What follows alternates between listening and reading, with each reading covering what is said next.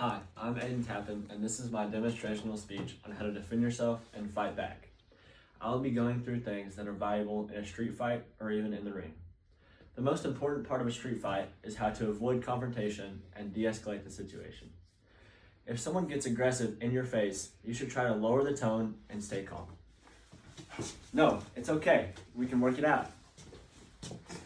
If the person stays aggressive or gets worse, you should have your hands in a ready but non-threatening position. Like this, you see my hands are here, but they're not in his face. That would make him more mad. I'm just ready to see if he attacks me, then my hands are right here. You don't want to start the fight, but you want to know how to end it and how to deal with it. Street fights can be very dangerous because of hidden weapons and also being outnumbered. Getting the correct fight stance is essential to fighting.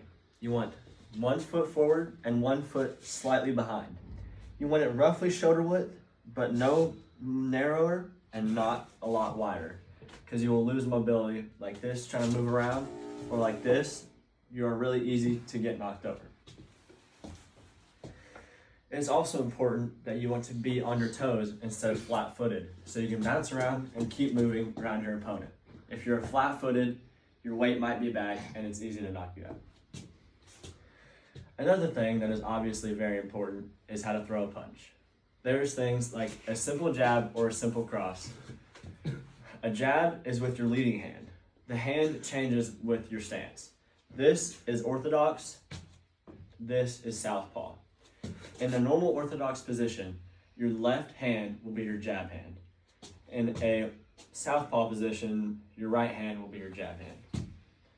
A cross is with your hand that is following.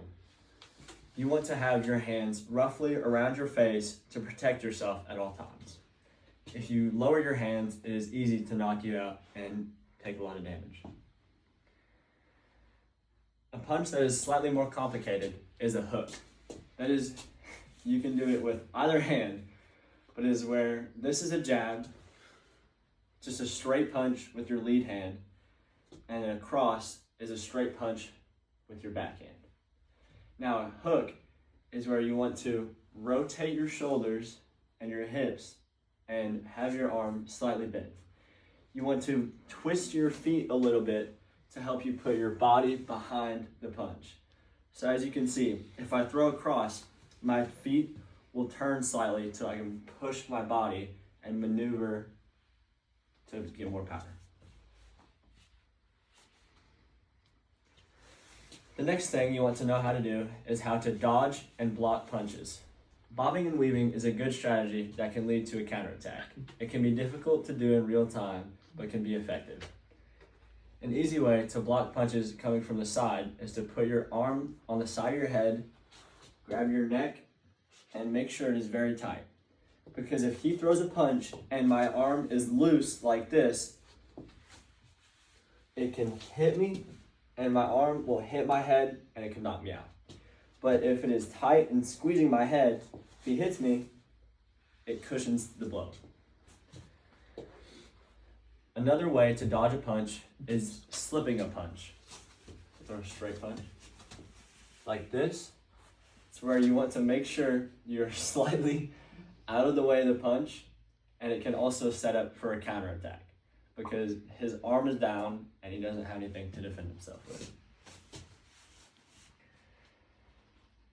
When throwing punches, you want to make sure to have good head movement. If a straight punch is thrown at you, you want to be able to move slightly out of the way and to not get hit. If someone approaches you violently, you can push them away to gain space and time.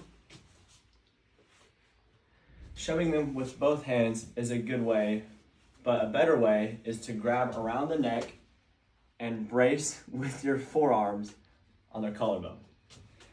This allows you to push and pull in both directions and gain lots of control in a fight.